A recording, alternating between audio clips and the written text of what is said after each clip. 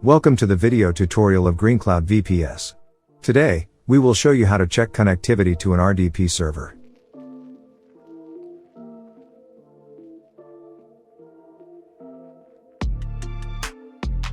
First, open the command prompt. In the command prompt window, type the following command.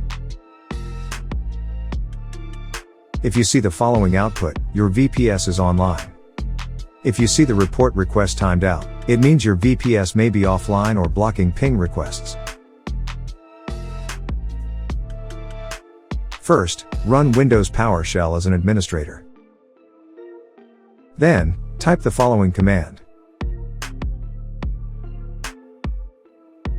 If you see TCP test succeeded is true, it means the RDP port is open, and you can connect without issues. If you see TCP test succeeded is false, it indicates the port is blocked or the RDP service is unavailable.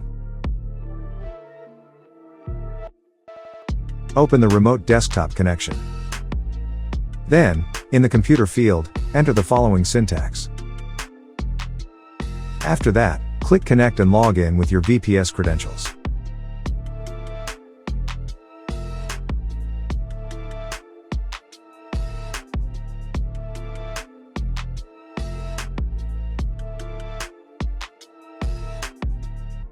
First, open the terminal app.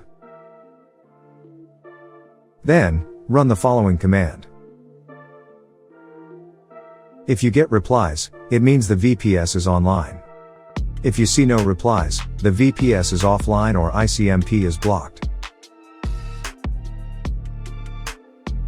In the terminal app, run the following command. If you see the report succeeded, it means the port is open.